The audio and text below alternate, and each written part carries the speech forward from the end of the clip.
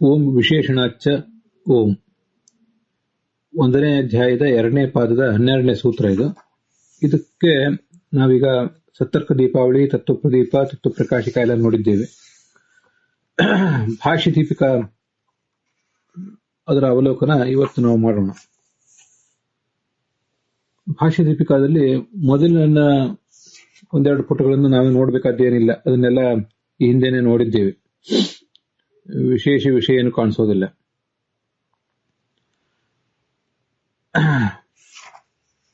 ಅಲ್ಲಿ ಸತ್ಯಾತ್ಮ ಸತ್ಯೋ ಜೀವ ಸತ್ಯಂಭಿದ ಅಂತೇನು ಪೈಂಗಿ ಶ್ರುತಿ ಇದೆ. ಆ ಪೈಂಗಿ ಶ್ರುತಿ ಅದರ ಅವಲೋಕನ ಮಾಡುವಾಗ ಕೇಚಿತ್ ಭೇದಂ ಅಸತ್ಯಮಾಹುಹು, ಕೆಲವರು ಭೇದವನ್ನು ಅಸತ್ಯ ಅಂತ ಹೇಳ್ತಾರೆ ಅನ್ನೋ ಭಾಗವನ್ನು ನೋಡಬೇಕು. ಭೇದವನ್ನು ಕೆಲವರು ಅಸತ್ಯ ಅಂತ ಹೇಳ್ತಾರಲ್ಲ, ಆದ್ರಿಂದ ತತ್ ಕಥಮಿತ್ಯೇತತ್, ಅದರಿಂದ ನೀವು ಮಾತ್ರ ಭೇದವನ್ನು ಸತ್ಯ ಅಂತ ಹೇಳಿದ್ರಲ್ಲ ಹೇಗೆ ಅಂದ್ರೆ, ಅದನ್ನ ಈ ಶ್ರುತಿಯ ಮೂಲಕ ಆಚಾರ್ಯರು ಭೇದವೇ ಸತ್ಯ ಅಂತ ಪ್ರತಿಪಾದನೆ ಮಾಡಿ ತೋರಿಸ್ತಿದ್ದಾರೆ. ಆರುವಣ್ಯ ಅಂತ ಶಬ್ದ ಇದೆ. ಆರುವಣ್ಯ ಅನ್ನೋ ಶಬ್ದದ ಅರ್ಥ ನಾವು ಈಗಾಗಲೇ ನೋಡಿದ್ದೇವೆ. ಅರಾಹ ದೋಷಾಹ ತದ್ವಂತಹ. ಅರ ಅಂದ್ರೆ ದೋಷ, ಆ ದೋಷವುಳ್ಳವರು ಆರುಗಳು ಅಂತ. ಹೀಗೆ ಮೂಲ ಶಬ್ದ ಅರ ಅಂತ, ಅಂತ ಹ್ರಸ್ವ, ಅದು ಉಳ್ಳವರು ಆರುಗಳು ಅಂತ ಹೀಗಾಗ್ತದೆ. ಅವಾಗ ಆ ಅನ್ನೋ ಶಬ್ದಕ್ಕೆ ಅಕಾರಕ್ಕೆ ದೀರ್ಘ ಬಂದು ಆ ಅಂತ ಆಗ್ತದೆ. ಅಥವಾ ಅಲ್ಲಿ ಅರ ಅನ್ನೋ ಶಬ್ದದ ಮುಂಚೆ ಆ ಅಂತ ಉಪಸರ್ಗ ಒಂದನ್ನು ಸೇರಿಸ್ಕೋಬೇಕು. ಆವಾಗೂ ಕೂಡ ಆರು ಅಂತ ಹೀಗೆ ಶಬ್ದ ನಿಷ್ಪನ್ನ ಆಗ್ತದೆ. ಉಪಸರ್ಗವನ್ನು ಸೇರಿಸ್ಕೊಂಡ್ರೆ ಅದಕ್ಕೆ ಆ ಸಮಂತಾತ್, ಪೂರ್ಣವಾಗಿ ಎಲ್ಲ ರೀತಿಯಿಂದಲೂ ದೋಷವುಳ್ಳವರು ಅಂತ ಹೀಗೆ ಅರ್ಥ ಆಗ್ತದೆ. ಹೀಗೆ ಆ ಪ್ಲಸ್ ಅರ, ಅದ್ರ ಮುಂದೆ ಊ ಅಂತ ಒಂದು ಪ್ರತ್ಯಯ, ಅದು ಉಳ್ಳವರು, ಆ ಸ್ವಭಾವ ಉಳ್ಳವರು ಅನ್ನೋ ಅರ್ಥದಲ್ಲಿ. ಹಾಗಾಗಿ ಆರು ಅಂತ ಆ ಶಬ್ದ ನಿಷ್ಪನ್ನ ಆಗ್ತದೆ. ಆ ಅಂತ ಉಪಸರ್ಗ ಸೇರಿಸ್ಕೊಳ್ದೆ ಹೋದ್ರೂ ಆಗ್ತದೆ.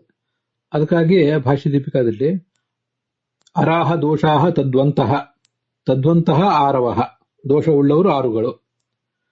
ಅಥವಾ ಆ ಸಮಂತಾತ್ ಅರಶೀಲಾಹ ವಾ, ಆ ಅಂತ ಉಪಸರ್ಗ ಸೇರಿಸ್ಕೊಂಡಾದ್ರೂ ಮಾಡಬಹುದು ಅಂತ ಹೇಳಿದ್ದಾರೆ. ಸೇರಿಸ್ಕೊಳ್ದೇನೂ ಮಾಡಬಹುದು, ಸೇರಿಸ್ಕೊಂಡು ಮಾಡಬಹುದು. ಹೀಗೆ ಆರವಹ ತೈಹಿ ಅಸತ್ಯ ಭೇದ ಜ್ಞಾನಿಭಿಹಿ, ಅಸತ್ಯವಾದ ಭೇದವನ್ನು ತಿಳ್ಕೊಳ್ಳುವವರು, ಜಗತ್ತಿನ ಸತ್ಯತ್ವವನ್ನು ತಿಳಿಯದವರು, ಇಂಥವರಿಂದ ವನ್ಯ ಭಜನೀಯ ನೈವ, ಅವನು ನಮ್ಮ ಉಪಾಸನೆಗೆ ಯೋಗ್ಯ ಅಲ್ಲ ಅಂತ ಹೀಗೆ ತಾತ್ಪರ್ಯ. ಇಲ್ಲಿ ಅತ್ರ ಯದ್ಯಪಿ ಭಾಗವತ ತಾತ್ಪರ್ಯ ಅಂತಿದೆ, ಅದು ಒಂದನ್ನ ನಾವು ಗಮನಿಸಬೇಕು. ಭಾಗವತ ತಾತ್ಪರ್ಯದಲ್ಲಿ 1ನೇ ಸ್ಕಂದದ 2ನೇ ಅಧ್ಯಾಯದ 22ನೇ ಶ್ಲೋಕ ಇದೆ. ಆ ಶ್ಲೋಕಕ್ಕೆ ಭಾಗವತದ 1ನೇ ಸ್ಕಂದದ 2ನೇ ಅಧ್ಯಾಯದ 22ನೇ ಶ್ಲೋಕಕ್ಕೆ ಭಾಗವತ ತಾತ್ಪರ್ಯ ಬರೆಯುವಾಗ ಆಚಾರ್ಯರು ಈ ಶ್ರುತಿಯನ್ನ, ಇಂಥದೇ ಒಂದು ಶ್ರುತಿಯನ್ನ ಅಲ್ಲಿಯೂ ಕೂಡ ಉದ್ಧರಿಸಿದ್ದಾರೆ. ಅಲ್ಲಿ ಬೇರೆ ಶ್ರುತಿ ಅಂತ ಹೇಳ್ತಾರೆ, ಇಲ್ಲಿ ಬೇರೆ ಶ್ರುತಿ ಅಂತ ಹೇಳ್ತಿರಲ್ಲ ಅಂತ ಒಂದು ಜಿಜ್ಞಾಸೆ ನಮಗೆ ಬರ್ತದೆ. ಆ ಜಿಜ್ಞಾಸೆಯನ್ನ ಇಲ್ಲಿ ಭಾಷ್ಯ ದೀಪಿಕಾಚಾರ್ಯರು ಪರಿಹರಿಸಿದ್ದಾರೆ. ಅದು ಶ್ಲೋಕ ಈ ಮುಂದಿನಂತೆ ಕಾಣಿಸ್ತದೆ. ಶ್ಲೋಕದಲ್ಲಿ ಭಿದ್ಯತೆ ಹೃದಯ ಗ್ರಂಥಿ ಛಿದ್ಯಂತೆ ಸರ್ವ ಸಂಶಯಾ ಕ್ಷೀಯಂತೆ ಚ ಅಸ್ಯ ಕರ್ಮಾಣಿ ದೃಷ್ಟ ಏವ ಆತ್ಮನೀಶ್ವರೇ ಅಂತ ಆ ಶ್ಲೋಕ. ನಮ್ಮ ಹೃದಯದ ಗಂಟು ಒಡೆದು ಹೋಗ್ತದೆ, ಎಲ್ಲಾ ಸಂಶಯಗಳು ಪರಿಹಾರ ಕಾಣುತ್ತವೆ. ಕ್ಷೀಯಂತೇಚ ಅಸ್ಯ ಕರ್ಮಾಣಿ, ನಮ್ಮೆಲ್ಲಾ ಜೀವನ ಕರ್ಮಗಳು ಕೊಳೆದು ಹೋಗ್ತವೆ. ಯಾವಾಗ ಅಂದ್ರೆ ಭಗವಂತನನ್ನು ಕಂಡಾಗ ಅಂತ ಈ ತರ ಶ್ಲೋಕ ಇದೆ. ಆ ಶ್ಲೋಕದ ವ್ಯಾಖ್ಯಾನ ಮಾಡುವಾಗ ಈ ಕೆಲವು ಶ್ರುತಿಗಳನ್ನು ಆಚಾರ್ಯರು ವರ್ಣನೆ ಮಾಡಿದ್ದಾರೆ.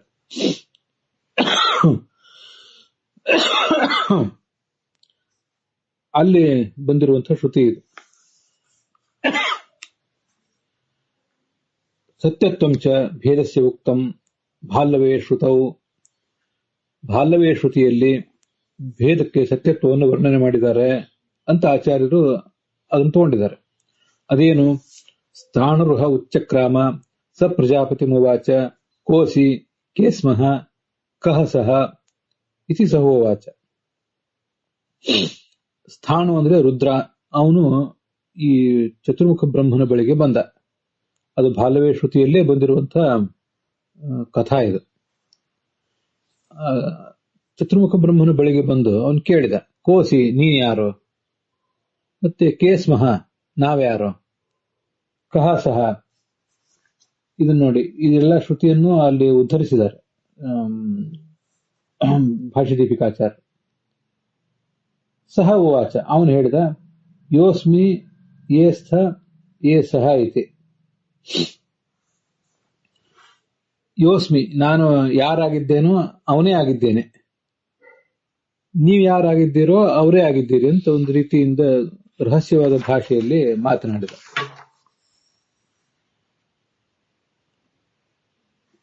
ಯಹ ಇತ್ಯಾದು ಅಲ್ಲೇನು ಅದನ್ನ ಯಾದವಾರ್ಯರ ವ್ಯಾಖ್ಯಾನಕ್ಕೆ ಅನುಗುಣವಾಗಿ ಸ್ವಲ್ಪ ಸ್ವಲ್ಪ ಹೇಳ್ತಿದ್ದೇನೆ.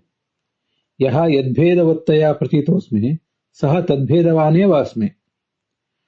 ನಾನು ನಿಮಗೆಲ್ಲರಿಗೂ ಕಾಣುವಾಗ ನೀವು ನನ್ನ ಬಳಿಗೆ ಬಂದಿದ್ದೀರಿ, ರುದ್ರ ಮೊದಲಾದ ದೇವತೆಗಳು ಬರ್ತಿರ್ತೀರಿ, ರುದ್ರ ಒಬ್ಬನೇ ಬಂದಿರ್ತಾನೆ. ನಾನು ನಿಮಗೆಲ್ರಿಗೂ ಯಹ ಅಂದ್ರೆ ಯಾವ ಭೇದವುಳ್ಳವನಾಗಿ ಕಂಡು ಬರ್ತೇನೋ ಸೋಸ್ಮಿ, ಆ ಭೇದವುಳ್ಳವನೇ, ವಾಸ್ತವಿಕವಾಗಿ ಆ ಭೇದವುಳ್ಳವನೇ ಆಗಿದ್ದೀನಿ. ಯಹ ಅಸ್ಮಿ ಅಂತ ಹೀಗೆ ಆ ಶಬ್ದಕ್ಕೆ ಈ ಥರದ ಅರ್ಥ. ಆಮೇಲೆ ಯೇ ಸ್ಥಃ, ಯೇ ಅಂತ ಯಹ ಅಂತ ಆದ್ಮೇಲೆ ಮತ್ತೆ ಸಹ ಅಂತ ಒಂದು ಅಧ್ಯಾಹಾರ ಮಾಡ್ಕೋಬೇಕು. ಯೇ ಅಂತ ಆದ್ಮೇಲೆ ಮತ್ತೆ ತೇ ಅಂತ ಇನ್ನೊಂದು ಅಧ್ಯಾಹಾರ ಮಾಡ್ಕೋಬೇಕು. ಮಾಡ್ಕೊಂಡು ಅದಕ್ಕೆಲ್ಲ ಅರ್ಥ ಮಾಡ್ಕೋಬೇಕು. ಏವಂ ಯೇ ಏವಂ ನಾನಾ ಭಿನ್ನ, ಅತ್ಯಂತ ಭಿನ್ನರಾದ ಯೂಯಂ ನೀವು, ಯೇ ಸ್ಥಃ ಯೇ ಸ್ಥ ಏನೇನಾಗಿದ್ದೀರೋ, ಯಾವ ತರ ಕಾಣಿಸ್ತಾ ಇದ್ದೀರೋ ಆ ಭೇದ ಉಳ್ಳವರೇ ನೀವಾಗಿದ್ದೀರಿ. ಅಲ್ಲಿ ಯೂಯಂ ಅಂತ ಯಾಕೆ ಅಧ್ಯಾಹಾರ ಮಾಡ್ಕೋಬೇಕು ಅಂದ್ರೆ ಅಸಿ ಸ್ಥಃ ಸ್ಥ ಅಂತ ಅದು ಮಧ್ಯಮ ಪುರುಷ, ಮಧ್ಯಮ ಪುರುಷದ ಏಕವಚನ ಬಹುವಚನ ಅದು. ಆದ್ರಿಂದ ಯೂಯಂ ಅಂತ ಅಲ್ಲಿ ಅಧ್ಯಾಹಾರ ಮಾಡ್ಕೋಬೇಕಾಗ್ತದೆ. ಹೀಗೆ ನಿಮ್ಮನ್ನ ಉಳಿದ ನಿಮ್ಮ ಸುತ್ತಮುತ್ತಲಿನ ಜಗತ್ತೆಲ್ಲವೂ ಗಮನಿಸುವಾಗ ನಿಮ್ಮನ್ನು ಮಾತ್ರ ಗಮನಿಸಿರುವುದಿಲ್ಲ. ಅದು ತತ್ವನಿರ್ಣಯ ಮೊದಲಾದ ಗ್ರಂಥಗಳಲ್ಲಿ ಬಂದಿರ್ತದೆ. ಒಂದು ವಸ್ತುವನ್ನು ನಾವು ಕಾಣುವಾಗ ವಸ್ತುವಿನ ಜೊತೆಗೆ ಆ ಭೇದವನ್ನು ಕಂಡೇ ಬಿಡ್ತೇವೆ. ಭೇದ ಅನ್ನೋದು ವಸ್ತುವಿನ ಸ್ವರೂಪ ಮತ್ತು ವಸ್ತು ಜ್ಞಾನವೇ ಭೇದ ಜ್ಞಾನ ಅಂತ. ಮೊದಲು ವಸ್ತುವನ್ನು ತಿಳಿದು ಆಮೇಲೆ ಭೇದವನ್ನು ತಿಳಿಯೋದಲ್ಲ. ಸಾಮಾನ್ಯವಾಗಿ ಅದರಲ್ಲಿರೋ ಭೇದ ಅಂತ ತಿಳಿದಿರ್ತದೆ. ನಿರ್ದಿಷ್ಟವಾಗಿ ಯಾವುದೋ ಒಂದು ವಸ್ತುವಿನಿಂದ ಭಿನ್ನ ಅಂತ ತಿಳ್ಕೋಬೇಕಾದ್ರೆ ಆ ವಸ್ತುವಿನ ಸ್ಮರಣ ಬೇಕಾಗ್ತದೆ. ನಮ್ಮ ಎದುರಿಗೆ ಘಟ ಜ್ಞಾನ ಬಂದ ಕೂಡಲೇ ಈ ಘಟ ಅನ್ನೋದು ಅಥವಾ ಈ ವ್ಯಕ್ತಿ ಅನ್ನೋದು ಜಗತ್ತಿನ ಉಳಿದೆಲ್ಲ ವಸ್ತುಗಳಿಗಿಂತ ಭಿನ್ನ ಅಂತ ಸಾಮಾನ್ಯವಾಗಿ ತಿಳಿದಿರ್ತದೆ. ಇನ್ನ ನಿರ್ದಿಷ್ಟ ವ್ಯಕ್ತಿಯಿಂದ ಇವನು ಭಿನ್ನನ, ಆ ವ್ಯಕ್ತಿಯಿಂದ ಭಿನ್ನನ ಅಂತ ಹೀಗೆಲ್ಲ ತಿಳುವಳಿಕೆ ಬರಬೇಕಾದ್ರೆ ಆ ನಿರ್ದಿಷ್ಟ ವ್ಯಕ್ತಿಯ ನೆನಪು ಬರಬೇಕಾಗ್ತದೆ. ಕೋಟಿಗಟ್ಟಲೆ ವಸ್ತುಗಳು ಜಗತ್ತಿನಲ್ಲಿವೆ, ಅನಂತ ವಸ್ತುಗಳಿವೆ. ಆ ಎಲ್ಲ ವಸ್ತುಗಳ ಸಾಮೂಹಿಕವಾದ ಸ್ಮರಣೆ ಇರ್ತದೆ ಅಷ್ಟೇ ನಮಗೆ. ಆ ಸ್ಮರಣೆ ಮೂಲಕ ಇವನು ಆ ವಸ್ತುಗಳಿಗಿಂತ ಭಿನ್ನ ಅಂತ ತಿಳಿದು ಬಿಡ್ತದೆ. ಅದಕ್ಕಾಗಿ ಅದು ಯೂಎಂ ಅಂತ ಅಧ್ಯಾಹಾರ ಮಾಡ್ಕೋಬೇಕು. ಆಮೇಲೆ ಯಹ ಸಹ ಅಂತ ಮುಂದಿದೆ. ಯಹ ಸಹ ಅಂದ್ರೆ ಯಹ ಆ ಭಗವಂತನು ಕೂಡ, ಯಹ ಅಂದ್ರೆ ಯದ್ಭೇದ ಒತ್ತಯ, ಯಾವ್ಯಾವ ವಸ್ತುಗಳಿಗಿಂತ ಭಿನ್ನ ಎಂಬುದಾಗಿ ತಿಳಿದು ಬರ್ತಾನೋ ಆ ಭೇದವೆಲ್ಲ ಸರಿಯೇ ಇದೆ. ಸಹ ತದ್ಭೇದವಾನೇವ ಪ್ರತೀತ್ಯನುಸಾರೇಣ ಸರ್ವೇ ಭಿನ್ನಾಹ ಏವ ನ ಅಭಿನ್ನಾಹ. ನಮಗೆ ನಿಮಗೆ ಎಲ್ರಿಗೂ ಕೂಡ ನನ್ನ ಜ್ಞಾನ ಬರುವಾಗ ನಾನು ನನ್ನ ಬಗ್ಗೆ ತಿಳ್ಕೊಳ್ತೇನೆ, ತಿಳ್ಕೊಂಡು ಪ್ರವೃತ್ತಿಗಳನ್ನು ಮಾಡ್ತಾ ಹೋಗ್ತೇನೆ. ನನಗೆ ಸುತ್ತಮುತ್ತಲಿನ ಚೇತನರು ಜಡರು ಅನೇಕ ಜನ ಕಾಣಿಸ್ತಾ ಇರ್ತಾರೆ. ನನ್ನ ಜ್ಞಾನ ಬರುವಾಗ ಅವರೆಲ್ಲರಿಗಿಂತ ಭಿನ್ನ ಎಂಬುದಾಗಿ ನಾನೇನು ಪ್ರತೀತಿ ಪಡ್ಕೊಂಡಿದ್ದೇನಲ್ಲ, ಆ ಪ್ರತೀತಿಗೆ ಅನುಸಾರವಾಗಿ ನಾನು ಉಳಿದವರಿಗಿಂತ ಎಲ್ಲರಿಗಿಂತಲೂ ಭಿನ್ನನೇ. ಹಾಗೆ ನಿನ್ನ ಜ್ಞಾನ ಬಂದಾಗ, ಎದುರಿಗೆ ಕೂತ್ಕೊಂಡಿರುವಂತಹ ನೀನು ಅಥವಾ ನೀವು, ನಿಮ್ಮ ಜ್ಞಾನ ಬಂದಾಗ ನೀವು ನನಗಿಂತ ಉಳಿದವರಿಗಿಂತ ಎಲ್ಲರಿಗಿಂತಲೂ ಭಿನ್ನ ಅಂತಲೇ ತಿಳಿದು ಬಂದಿದ್ದೀರಿ. ಆ ಪ್ರತೀತಿಯ ಅನುಸಾರವಾಗಿ ನೀವು ಭಿನ್ನರೇ, ಉಳಿದವರು ಕೂಡ ಭಿನ್ನರೇ. ಬಾಧಕಾಭಾವಾತ್ ಪ್ರತೀತಸ್ಯ ಭೇದಸ್ಯ ನ ಮಿಥ್ಯಾತ್ವಂ ಕಲ್ಪ್ಯಂ. ಭೇದ ಜ್ಞಾನ ಅಂತೂ ಬರ್ತಾ ಇದೆ. ಭೇದ ಜ್ಞಾನ ಬಂದಿದ್ದಾಗ ಆ ಬಂದ ಭೇದ ಜ್ಞಾನವನ್ನ ಅಪ್ರಮಾಣ ಅಂತ ಹೇಳಬೇಕಾದ್ರೆ ಅದಕ್ಕೆ ಬಾಧಜ್ಞಾನ ಬೇಕು. ಬಾಧಜ್ಞಾನ ಕಪ್ಪೆ ಚಿಪ್ಪಿನಲ್ಲಿ ಬೆಳ್ಳಿ ಕಂಡಾಗ, ಹಗ್ಗದಲ್ಲಿ ಹಾವು ಕಂಡಾಗ ಸ್ವಲ್ಪ ಹೊತ್ತಾದ್ಮೇಲೆ ನೇದಂ ರಜತಂ ಕಿಂತು ಶುಕ್ತಿರೇವ ಇದು ಹಾವಲ್ಲ, ಇದು ಹಗ್ಗವೇ ಅಂತ ಕಾಲಕ್ರಮೇಣ ಬಾಧ ಬರ್ತದೆ. ಆ ಥರ ಇಲ್ಲಿ ಯಾವ್ದು ಬಾಧ ಬಂದಿಲ್ಲ ಅನ್ನೋದನ್ನು ಗಮನಿಸ್ಬೇಕು. ಅಲ್ಲಿ ಕಪ್ಪೆ ಚಿಪ್ಪಿಂದ ಆದರೆ ಕಪ್ಪೆ ಚಿಪ್ಪಿನಲ್ಲಿ ಬೆಳ್ಳಿ ಕಂಡು ಹಗ್ಗದಲ್ಲಿ ಹಾವು ಕಂಡು ಸ್ವಲ್ಪ ಹೊತ್ತಾದ್ಮೇಲೆ ಬಾಧ ಬಂದಿರ್ತದೆ, ಇದು ಬೆಳ್ಳಿ ಅಲ್ಲ ಅಂತ ಹೇಳಿ. ಮತ್ತೆ ಈಗ ನಾನು ನೀನು ಇವರೆಲ್ಲ ಜ್ಞಾನಗಳ ಬಗ್ಗೆ ಹೇಗೆ ಅಂದ್ರೆ ಯಾಕೆ ಬಾಧ ಬಂದಿಲ್ಲ, ಮುಂದಾರು ಬರಬಹುದಲ್ಲ ಅಂತ ಯಾರಿಗಾರು ಸಂಶಯ ಬರಬಹುದು. ಅದಕ್ಕೆ ಈಗ ನಾನು ಅನ್ನುವ ಜ್ಞಾನ ನಮಗೆ ಅದು ನಾವು ಹುಟ್ಟಿದಾರಭ್ಯ ಇದ್ದೇ ಇದೆ. ನಾನು ಅನ್ನುವ ಜ್ಞಾನಕ್ಕೆ ಒಂದು ಪ್ರತ್ಯೇಕವಾಗಿ ವಿಶೇಷ ಉಪಕರಣ ಏನು ಬೇಕಾಗಿಲ್ಲ. ನಾನು ನಮಗೆ ಸಾಕ್ಷಿಯಿಂದ ವೇದ್ಯ. ಈ ಎಷ್ಟು ನಾವು ಸೃಷ್ಟಿಗೆ ಬಂದಾಗಿನಿಂದಲೂ ಆ ಜ್ಞಾನ ಬರ್ತಿರ್ತದೆ. ಪ್ರತಿನಿತ್ಯವೂ ರಾತ್ರಿ ಮಲ್ಕೊಂಡಾಗ ನನ್ನ ಜ್ಞಾನ ಅಂತೂ ಇದ್ದೇ ಇರ್ತದೆ. ಅದು ಯಾವತ್ತು ನನ್ನ ಜ್ಞಾನ ಹೋಗೋದಿಲ್ಲ. ಅದು ನಾನು ಮತ್ತೆ ಕಾಲ ಇಷ್ಟು ಹೊತ್ತು ಮಲ್ಕೊಂಡೆ, ನನಗೆ ಸುಖ ಆಯ್ತು, ಹೀಗೆಲ್ಲ ಜ್ಞಾನ ಬಂದೇ ಬರ್ತಿರ್ತದೆ. ನಾನು ಹುಟ್ಟಿದಾರಭ್ಯ ಎಲ್ಲ ವಸ್ತುಗಳನ್ನು ಗಮನಿಸ್ತಾ ಇದ್ದೀನಿ. ನನ್ನ ಸುತ್ತಮುತ್ತಿನ ವಸ್ತುಗಳನ್ನೆಲ್ಲ, ಚೇತನರನ್ನೆಲ್ಲ ಗಮನಿಸ್ತಾ ಇದ್ದೀನಿ. ಅದಕ್ಕೆ ಯಾವುದೇ ರೀತಿಯಾದ ಬಾಧ ಬಂದಿಲ್ಲ. ನಿಮಗೂ ಅದಕ್ಕೆ ಬಾಧ ಬಂದಿಲ್ಲ, ಅವರಿಗೂ ಬಾಧ ಬಂದಿಲ್ಲ. ಎಷ್ಟೇ ಜನರನ್ನು ಕೇಳಿದ್ರು, ಪಾಮರರು, ಪಂಡಿತರು, ಯಾರೇ ಜನರನ್ನು ಕೇಳಿದ್ರು ಕೂಡ ಅವರೆಲ್ಲರಿಗೂ ನಾನು, ನೀನು, ಅವರು ಅಂತೆಲ್ಲ ಜ್ಞಾನ ಬರ್ತದೆ. ಆದ್ರೆ ಬಂದ ಜ್ಞಾನಕ್ಕೆಲ್ಲೂ ಬಾಧ ಇಲ್ಲ. ಆದ್ರಿಂದ ಆ ತಿಳಿಯಲ್ಪಟ್ಟ ಭೇದ ಜ್ಞಾನಕ್ಕೆ ಯಾವತ್ತು ಮಿಥ್ಯಾತ್ವ, ಭೇದ ಜ್ಞಾನ ಅಪ್ರಾಮಾಣಿಕ ಅಂತ ಹೇಳಬಾರ್ದು. ಭೇದ ಜ್ಞಾನ ಪ್ರಾಮಾಣಿಕವೇ, ಭೇದವು ಮಿಥ್ಯಾ ಅಲ್ಲ, ಸತ್ಯವೇ ಅಂತ ಹೀಗದರ ತಾತ್ಪರ್ಯ. ಅಥ ಅನಂತರಂ ಇದಾನೀಂ ಬಾಧಕಾಭಾವೇ ಉತ್ತರತ್ರ ಬಾಧೋ ಭವಿಷ್ಯಸಿ. ಕೆಲವರು ಅದ್ವೈತಿಗಳು ಹೀಗೆ ಪ್ರತಿಪಾದನೆ ಮಾಡಬಹುದು, ಈಗ ಬಾಧಕ ಬಂದಿಲ್ಲಪ್ಪ, ಮುಂದೆ ಬರಬಹುದಲ್ಲ, ಬ್ರಹ್ಮಜ್ಞಾನದಿಂದ ಬಾಧ ಬರಬಹುದಲ್ಲ ಅಂತೆಲ್ಲ ಪ್ರಶ್ನೆ ಬರಬಹುದು. ಶಂಕಮಾನಂ ರುದ್ರಂ ಉಪ ತತ್ಸಮೀಪೆ ಆಕ್ರೋಶಂ ಕೃತವಾನ್. ಆವಾಗ ಚತುರ್ಮುಖ ಬ್ರಹ್ಮ ಬಹಳ ತನ್ನ ಉದ್ದೇಶಪೂರ್ವಕವಾಗಿ ಎಂದೂ ಭೇದ ಅಂತ ಅನ್ನೋದು ಅಪ್ರಾಮಾಣಿಕ ಆಗೋದಿಲ್ಲ ಅಂತೇಳಿ ಕೋಪಾಟೋಪೇನ ಶಪಥಪೂರ್ವಕಂ ಉತ್ತರಂ ದತ್ತವಾನ್. ಕೋಪಾಟೋಪದಿಂದ ಶಪಥಪೂರ್ವಕವಾಗಿ ಉತ್ತರ ಕೊಟ್ಟಿದ್ದಾನಲ್ಲಿ. ಅಥ ಏನಂ ಉಪಾಕ್ರೋಶತ್, ಶ್ರುತಿಯಲ್ಲಿ ಗಮನಿಸಿ, ಅದ್ರ ಬಗ್ಗೆ ಬಹಳ ಅವನಿಗೆ ಆಗ್ರಹ ಇದೆ ಭೇದವನ್ನು ಪ್ರತಿಪಾದನೆ ಮಾಡುವುದರಲ್ಲಿ. ಆಗ್ರಹದ ಪೂರ್ವಕವಾಗಿ ಅದನ್ನ ಪ್ರತಿಪಾದನೆ ಮಾಡ್ತಾ ಇದ್ದಾನೆ. ಈಗ ನಾನು ಓದ್ತಿರುವುದಿಲ್ಲ ಯಾದವಾರ್ಯರ ವಾಕ್ಯ, ಅಲ್ಲಿ ನೀವು ನೋಡುವಲ್ಲಿ ಅದು ಇಲ್ಲದೆ ಹೋದ್ರೂ ಏನು ತೊಂದರೆ ಇಲ್ಲ. ಅಥ ಏನು ಉಪಾಕ್ರೋಶ ಸತ್ಯಂಭಿದ ಸತ್ಯಂಭಿದ ಸತ್ಯಂಭಿದ.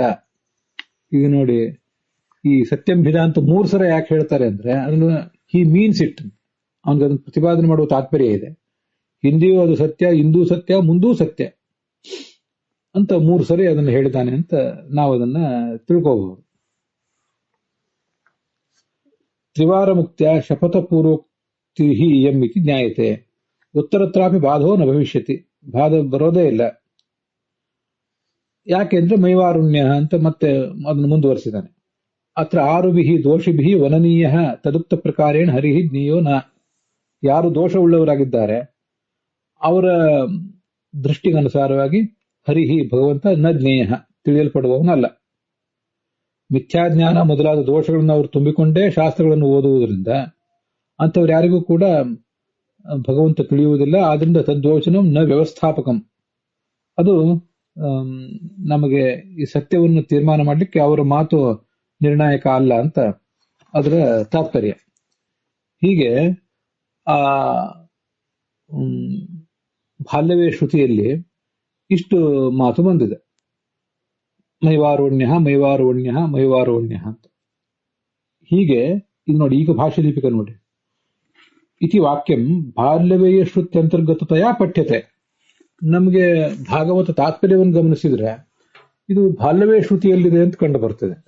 ನೀವಿಲ್ಲಿ ಪೈಂಗಿ ಶ್ರುತಿ ಅಂತ ಹೇಳ್ತೀರಿ, ಇದು ಹೇಗೆ ಅಂತ ಒಂದು ಸಂಶಯ ಬರ್ತದೆ.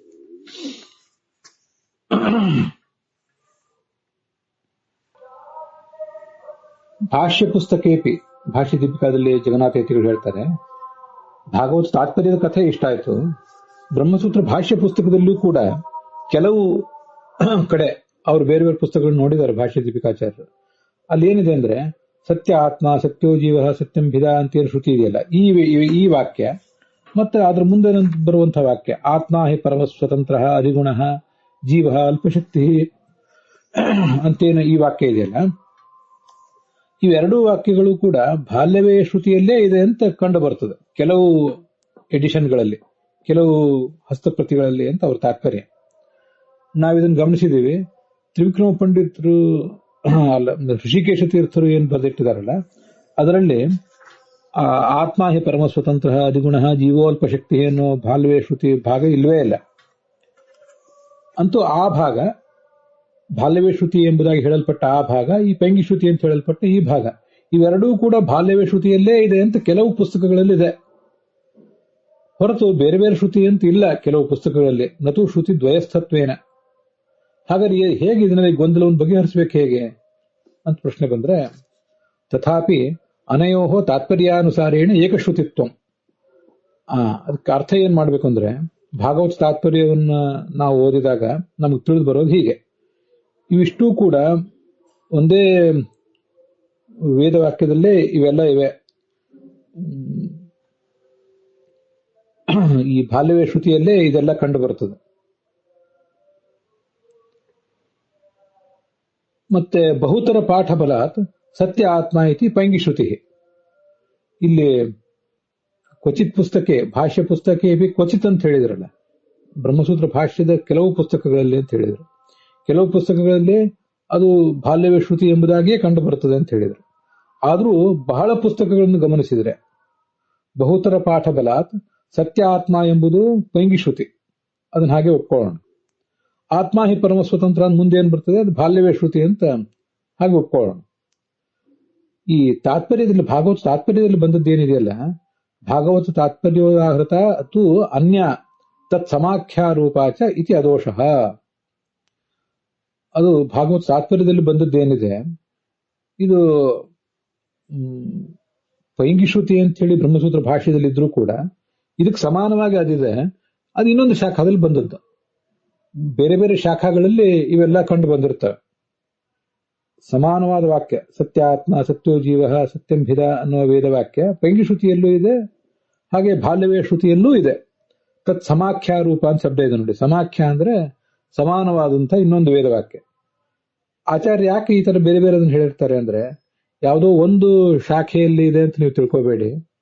ಬೇರೆ ಬೇರೆ ಶಾಖೆಗಳಲ್ಲಿ, ವೇದದ ಶಾಖೆಗಳಲ್ಲಿ ಈ ಥರದ್ದೆಲ್ಲ ಮಾತು ಕಂಡು ಬಂದಿರ್ತದೆ. ಆ ಮೂಲಕ ನಿಮಗೆ ಯಾವುದೋ ಒಂದು ಶಾಖಾ ಇವತ್ತು ಸಿಗಬಹುದು, ಕಾಲಕ್ರಮೇಣ ಮತ್ತೊಂದು ಯಾವುದೋ ಸಿಗಬಹುದು, ಕಾಲಕ್ರಮೇಣ ಮತ್ತೊಂದು ಯಾವುದೋ ಲುಪ್ತ ಆಗಬಹುದು. ಬೇರೆ ಬೇರೆ ಶಾಖೆಗಳೆಲ್ಲ ಹೀಗೆ ಬಂದಿದೆ ಅಂತ ಪ್ರತಿಪಾದನೆ ಮಾಡುವ ಮೂಲಕ ಎಲ್ಲಾ ಶ್ರುತಿಗಳಿಗೂ ಒಂದೇ ತಾತ್ಪರ್ಯ ಇದೆ. ಅನೇಕ ಕಡೆ ಹೀಗೆ ಬಂದಿರುವುದರಿಂದ ಇದನ್ನ ನಾವು ಶ್ರದ್ಧಾದಿಂದ ಸ್ವೀಕಾರ ಮಾಡಬೇಕು, ಅಂತ ಪರಿತ್ಯಾಗ ಮಾಡಬಾರದು ಅಂತೆಲ್ಲ ಗೊತ್ತಾಗ್ತದೆ. ಅದಕ್ಕಾಗಿ ಅನ್ಯ ತತ್ ಸಮಾಖ್ಯ ರೂಪ, ಬೇರೆ ಕಡೆ ಅದು ಬಂದಿದೆ ಆದ್ರಿಂದ ಸ್ವೀಕಾರ ಮಾಡಬೇಕು. ಇದಕ್ಕೆ ಸಮಾನವಾದದ್ದು ಬೇರೆ ಬೇರೆ ಶ್ರುತಿಗಳಲ್ಲಿ ಇರಲಿ, ಪೈಂಗಿ ಶ್ರುತಿಯಲ್ಲೂ ಇದೆ, ಬಾಲ್ಯವೇ ಶ್ರುತಿಯಲ್ಲೂ ಇದೆ ಅಂತ ಅದನ್ನು ತಿಳ್ಕೋಬೇಕು. ಮತ್ತೆ ನಾವಿಕೇನು ಅರ್ಥ ಹೇಳಿದ್ವಿ, ಇದಕ್ಕೆ ಅಲ್ಲಿ ಭಾಷೆ ದೀಪಿಕಾಚಾರ್ಯ ಅರ್ಥ ಬರೆದಿದ್ದಾರೆ. ಸ್ಥಾಣು ಉಚ್ಚಕ್ರಾಮ ಅಂದ್ರೆ ಊರ್ಧ್ವಂ ಜಗಾಮ. ಚತುರ್ಮುಖ ಬ್ರಹ್ಮನ ಬಳಿಗೆ ಅವನು ಎತ್ತರ ಸ್ಥಾನದಲ್ಲಿರ್ತಾನೆ, ಅಲ್ಲಿ ಹೋದ. ಆ ಬ್ರಹ್ಮನನ್ನು ಅಲ್ಲಿ ಮತ್ತೆ ಪ್ರಜಾಪತಿ ಮುವಾಚ, ಅವನ್ ಹೀಗೆ ಮಾತಾಡಿದ. ಏನ್ ಮಾತಾಡಿದ? ಅದನ್ನು ಉಪಾಕ್ರೋಶಾದ್ ಉವಾಚ, ಉಪಾಕ್ರೋಶತ್ ಅವನ ಜೊತೆ ಮಾತಾಡಿದ. ತ್ವಂ ಕಹ ಕೀದೃಶ, ನೀನೆಂಥವನು? ವಯಂ ಕೆ ಕೀದೃಶಾಹ, ನಾವೆಲ್ಲ ಎಂಥವ್ರು, ನೀವು ಯಾರು ಅಂತ ಅದೇನು ಗೊತ್ತಿಲ್ಲದೆ ವಿಷಯ ಏನಲ್ಲ. ನೀನು ಚತುರ್ಮುಖ ಬ್ರಹ್ಮನೋ, ನೀನು ಇಂದ್ರನೋ, ನೀನು ವರುಣನೋ ಅಂತ ಅವನಿಗೇನು ಸಂಶಯ ಇಲ್ಲ. ನಿನ್ ಬಗ್ಗೆ ವಿವರ ಹೇಳು ಅಂತ ಅರ್ಥ ಅಷ್ಟೇ. ಆಖ್ಯಾಹಿಮಿ ಕೋ ಭವಾನುಗ್ರ ರೂಪ ಅಂತ ಭಗವದ್ಗೀತಾದಲ್ಲಿ ಅರ್ಜುನ ಕೃಷ್ಣನನ್ನು ಕೇಳ್ತಾನೆ ವಿಶ್ವರೂಪ ನೋಡಿದಾಗ. ನೀನ್ ಯಾರು ಅಂತ ಹೇಳು. ನೀನು ಕೃಷ್ಣನ ಹೌದು ಅಲ್ಲ ಅಂತ ಅವನಿಗೆ ಸಂಶಯ ಇಲ್ಲ. ನಿನ್ ಬಗ್ಗೆ ವಿವರಗಳನ್ನು ಹೇಳು, ಇನ್ನಷ್ಟು ವಿವರಗಳನ್ನು ಬೇಕಾಗಿದೆ ಅಂತ ತಾತ್ಪರ್ಯ ಅಷ್ಟೆ. ನಾವೆಂಥವ್ರು? ಸಹ ಆ ವಿಷ್ಣು ಎಂಥವನು? ಕಿಂ ಭಿನ್ನ ಉತ ಅಭಿನ್ನ, ಅವನೇನ್ ಭಿನ್ನ ಅಂತ ಉಪಾಸನೆ ಮಾಡಬೇಕು, ಅಭಿನ್ನ ಅಂತ ಉಪಾಸನೆ ಮಾಡಬೇಕು ಅಂದ್ರೆ ಕ್ರಮೇಣ ಅದಕ್ಕೆ ಉತ್ತರ ಮಾಹ. ಅಹಂ ಯಹ ಯಾದೃಶಃ ಅಗ್ರೆ ಸರ್ವದಾ ತಾದೃಶೋಸ್ಮಿ. ಈ ಮೊದಲು ನಾನು ಯಾದೃಶಃ ಹೇಗೆ ಕಂಡು ಬಂದಿದ್ದೀನ, ಸರ್ವದಾ ಹಾಗೇನೆ ಎಲ್ಲಾ ಕಾಲದಲ್ಲಿಯೂ ಕೂಡ ಅಸ್ಮಿ. ಯೂಯಂ ನೀವೆಲ್ಲರೂ ಕೂಡ ಹೇಗೆ ತಿಳಿಯಲ್ಪಟ್ಟಿದ್ರೋ ಹಾಗೆ ಮುಂದೂ ಇರ್ತೀರಿ. ಸಹ ಆ ವಿಷ್ಣು ಹೇಗೆ ಹಿಂದೆ ತಿಳಿಯಲ್ಪಟ್ಟಿದ್ನೋ ನನ್ನಿಂದ ನಿಮ್ಮಿಂದ ಎಲ್ಲರಿಗೂ ತಿಳಿಯಲ್ಪಟ್ಟಿದ್ನೋ ಹಾಗೆ ಅವನು ಮುಂದೂ ಕೂಡ ಇರ್ತಾನೆ ಅಂತ ಅವರ ಅರ್ಥನೂ ಕೂಡ ಬರೆದಿದ್ದಾರೆ. ಅಲ್ಲಿಗೆ ಭಾಷ್ಯ ದೀಪಿಕಾದ ಈ ಭಾಗ ಮುಕ್ತಾಯ ಕಂಡಿದೆ. ಇವತ್ತಿನ ಪಾಠವು ಕೂಡ ಸಮಾಪ್ತ ಆಗಿದೆ.